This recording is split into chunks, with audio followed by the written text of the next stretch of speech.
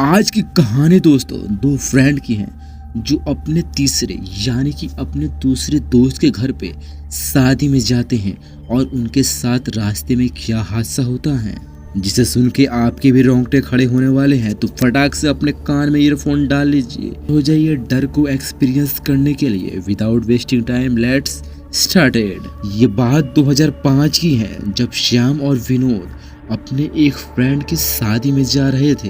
हालांकि रास्ता काफी लंबा था क्योंकि उनको रायपुर से झांसी जाना था। आज सुबह विनोद का फोन आता है श्याम के पास। वो श्याम से कहता है कि श्याम, तुमको आज याद है ना कि हमें अपने दोस्त की शादी पे जाना है, पर कब से निकलना है? श्याम कहता है कि हम लोग 4 बजे से निकलेंगे और अपना सामान पैक कर लो, और हो सकता है हमें 3-4 दिन वहां रुकना भी पड़े। इधर विनोद अपना सामान पैक करता है और उधर श्याम। 4 बजे फिर श्याम का फोन आता है विनोद के पास कि सारी पैकिंग हो गई। विनोद कहता है हाँ पैकिंग हो गई, बस तुम जल्दी से मेरे घर पर आ जाओ। श्याम मिडिल फैमिली से बिलोंग करता था, वही विनोद काफी अमीर काफी रिच था और उसके पास अपनी खुद की गाड़ी थी जिससे ये अपने दोस्त के घर पे जाने वाले थे। विनोद अपनी गाड़ी स्टार्ट करता है और सामान रखता है। विनोद और श्याम गाड़ी में बैठ जाते हैं। विनोद मम्मी से पैसे लेने के बाद अपनी मम्मी से कह देता है कि हो सकता है मॉम हमको आने में 4-5 दिन का टाइम लग जाए और आप फिक्र मत करिएगा। मम्मी विनोद और श्याम को समझाते हुए कहती हैं कि गाड़ी थोड़ा देख के चलाना और वहां पहुंचकर मेरे पास फोन जरूर कर देना। विनोद अपनी गाड़ी स्टार्ट करता है और श्याम के साथ निकल जाता है। विनोद अपनी गाड़ी स्टार्ट करके झांसी जाने के लिए निकल जाता है। थोड़ी देर चलने के बाद विनोद काफी थक जाता है और श्याम से कहता है कि श्याम थोड़ी देर तुम गाड़ी चलाओ, मैं आराम कर लेता हूँ, और रास्ते में जब भी पेट्रोल पंप दिखे गाड़ी रोक देना क्योंकि डीजल भी गाड़ी में डलवाना है क्योंकि फ्यूल काफी कम है। कुछ दूर जाने के बाद पेट्रोल पंप दिखता है। श्याम गाड़ी रोक कर उस गाड़ी में फ्यूल पूरा फुल भरवा लेता है और गाड़ी स्टार्ट करके फिर झांसी के रास्ते जाने लगते हैं। श्याम विनोद से कहता है कि रात काफी हो चुकी है, हमें किसी ढाबे पर रुककर खाना खा लेना चाहिए। विनोद कहता है अगर कोई ढाबा अच्छा दिखे तो रोक लेना गाड़ी, खाना खा लेंगे उसके बाद ही हम चलेंगे। कुछ दूर आगे चलने के बाद श्याम को एक ढाबा नजर आता है, लेकिन ये ढाबे का रंग भाव कुछ अलग ही था और ऐसी जगह पर था जहाँ इसे होना नहीं चाहिए।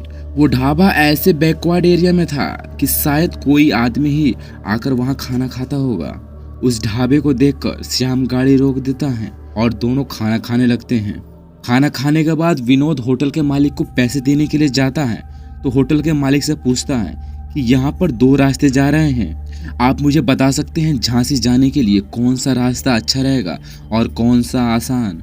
उस पर होटल का मालिक कहता है कि अगर तुम राइट वाले रास्ते से जाओगे तो तुम झांसी जल्दी पहुँच जाओगे, अगर लेफ्ट वाले से जाओगे तो बहुत ज़्यादा ट्रैफिक का भीड़ भाड़ रहता है, हो सकता है तुम्हारी गाड़ी वहीं फंसी रह जाए और तुम्हें 2 घंटे 3 घंटे वहीं वेट करना पड़े रोड पर। होटल वाले की बात सुनकर विनोद अब खुद ड्राइविंग करने लगता है और वो रास्ते से जाने लगता है जिस रास्ते से नहीं जाना चाहिए था, क्योंकि ऐसे रात में शॉर्टकट के रास्ते काफी खतरनाक हो सकते हैं। लेकिन विनोद को इस बात का आभास नहीं था। कुछ दूर जाने के बाद विनोद की गाड़ी वहीं रुक जाती है और उसके इंजन से धुआं निकलने लगता है। विनोद गाड़ी से उतरकर देखता है तो उसके वाटर टैंक में पानी था ही नहीं, जिस कारण गाड़ी हिट हो गई थी।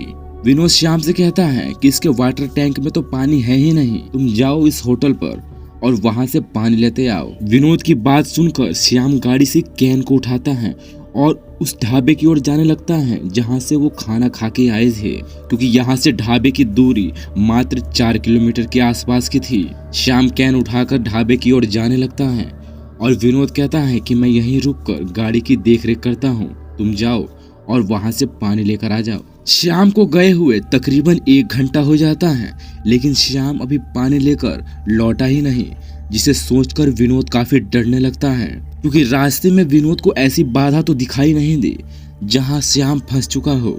रोड भी काफी देखने में क्लियर था। हाँ, रात का टाइम जरूर था, लेकिन श्याम कहीं नहीं रुक सकता था। विनोद भी घबराकर उस ढाबे की ओर जाने लगता है जिधर श्याम को उसने पानी लेने के लिए भेजा था। कुछ दूर जाने के बाद विनोद देखता है कि श्याम जंगल में जा रहा है, जिसे देखकर वो हैरान तो होता है और सोचने लगता है कि इसे तो मैंने ढाबे पर पानी लेने के लिए भेजा था, तो ये जंगल में क्यों जा रहा है। विनोद थोड़ी दूर आगे देखता है तो देखता है कि काफी सुंदर लड़की श्याम के आगे जा रही थी और उसके पीछे पीछे श्याम था, जिसे देखकर वो अचंभित हो जाता है कि ऐसा कैसे हो सकता है। मैंने तो इसे पानी लेने के लिए भेजा था और ये लड़की के पीछे क्यों जा रहा है। विनोद भागा भागा श्याम के पीछे जाने लगता है तो जाते जाते देखता है कि श्याम को वो लड़की एक बंगले में लेके घुस गई और वो बंगला देखने में काफी डरावना था, क्योंकि उस बंगले को देखकर ऐसा लग रहा था कि यहाँ पर कोई भी नहीं रहता, क्योंकि उस बंगले के ऊपर जंगल की झाड़ियां पसरे हुई थी। विनोद देखकर काफी चिंतित होता है कि इतने अंदर जंगल में आखिर घर कौन बना सकता है और यहाँ पर आखिर रहता कौन है। श्याम उस चुड़ैल के पीछे पीछे उस बंगले में घुस जाता है और विनोद भी जैसे ही घुसता है तो देखता है उसके चारों तरफ केवल कंकाल ही कंकाल हैं, जिसे देखने के बाद विनोद काफी डर जाता है कि इस बंगले में इन कंकालों का क्या काम हो सकता है। ये कंकाल वो कंकाल थे जिन्हें लड़की पहले मार चुकी थी, जिसे देखकर विनोद काफी डर जाता है और दौड़ा दौड़ा श्याम के पास जाता है। श्याम के पास पहुंचकर देखता है तो श्याम पता नहीं किस चीज का मांस खा रहा था। हालांकि वहां अंधेरा था और देख पाना मुश्किल था। तभी श्याम विनोद की तरफ देखता है और श्याम की आंखें पूरी सफेद हो चुकी थी। अब श्याम भी विनोद पर हावी हो जाता है और विनोद को मारने लगता है। विनोद समझ जाता है कि श्याम के शरीर पर अब उस लड़की का कंट्रोल है जो ये सब उससे करवा रही है। किसी तरह जान बचाकर विनोद उस घर से भागता है और भागकर उस ढाबे की ओर जाने लगता है। वो सोचता है कि ढाबे पर पहुंचकर उस ढाबे के मालिक से मदद लूंगा। हो सकता है कि वो मेरे साथ इस बंगले पर आकर मेरे दोस्त को बचाए। और जैसे ही ढाबे की जगह पर पहुंचता है, ना तो वहां पर कोई ढाबा था और ना ही ढाबे का मालिक, और वो जगह खाली हो चुकी थी। विनोद सोचने लगता है कि अभी तो थोड़ी देर पहले हम लोग इस ढाबे पर रुके थे और खाना भी खाया, अचानक ये ढाबा कहाँ गायब हो सकता है। विनोद थोड़ी दूर आगे और जाकर देखता है कि हो सकता है मेरी आंखों का धोखा हो, क्या पता ढाबा आगे हो। लेकिन कुछ दूर जाने के बाद भी वो ढाबा कहीं भी दूर दूर तक नजर नहीं आता। विनोद ये सब देखकर काफी घबरा और परेशान हो जाता है कि आखिर मैं श्याम को कैसे बचाऊं। तभी विनोद देखता है कि उसके दूसरे रास्ते से एक गाड़ी आ रही थी और उस गाड़ी वाले को विनोद हाथ देता है। हालांकि गाड़ी वाला रोक देता है और विनोद उससे सारी बात कहने लगता है। विनोद की बात सुनकर गाड़ी वाला भी थोड़ा डर जाता है और ना चाहते हुए भी वो भी गाड़ी से उतरकर विनोद की मदद करने के लिए उस बंगले पर पहुंचता है। विनोद और वो अजनबी गाड़ी वाला जैसे ही बंगले के अंदर जाते हैं तो देखते हैं कि श्याम की लाश जमीन पर पड़ी है। श्याम की लाश को देखकर विनोद काफी डर जाता है। विनोद सोचता है कि श्याम की बॉडी को अब यहाँ से लेकर जाना ही ठीक रहेगा, लेकिन उस अजनबी आदमी और श्याम कितनी भी कोशिश करते हैं, श्याम की लाश हिलने का नाम नहीं लेती। काफी कोशिश करने के बाद आखिर श्याम की लाश वहीं रह जाती है और देखता है विनोद कि जंगल में वही लड़की भटक रही है जिसके पीछे पीछे श्याम यहाँ आया था।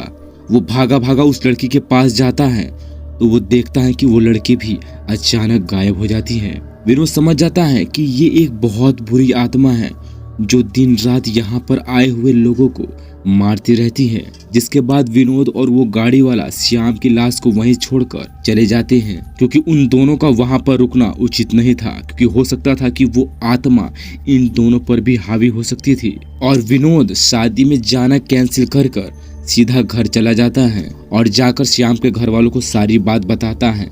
लेकिन अब श्याम की फैमिली और विनोद की फैमिली कर क्या सकती थी, क्योंकि कोई भी नहीं सोच सकता था कि ऐसा हमारे साथ हादसा हो सकता है। और दोस्तों ये स्टोरी यहीं पे समाप्त हो जाती है।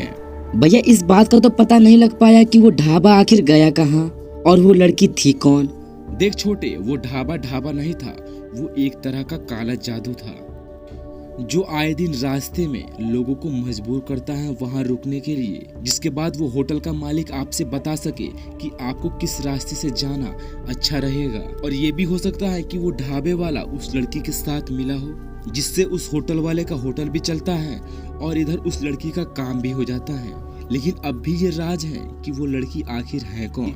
लेकिन छोटे, मुझे ये भी नहीं पता कि आखिर वो लड़की है कौन और उसकी आत्मा उस मकान पे क्यों भटक रही है, और ये एक मिस्टीरियस घोस्ट है।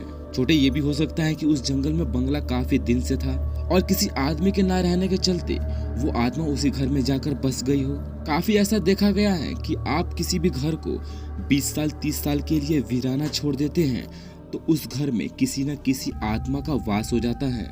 ना तो कोई उस घर में दीपक जलाता है और ना ही पूजा पाठ करता है जिससे घर शुद्ध रहे। तो आज की दोस्तों स्टोरी बस यहीं तक। आशा करता हूँ मेरी स्टोरी आपको अच्छी लगी होगी। अच्छी लगी तो वीडियो को लाइक करें, चैनल को सब्सक्राइब करें। मिलता हूँ नेक्स्ट वीडियो में, तब तक के लिए जय हिंद एंड बाय बाय।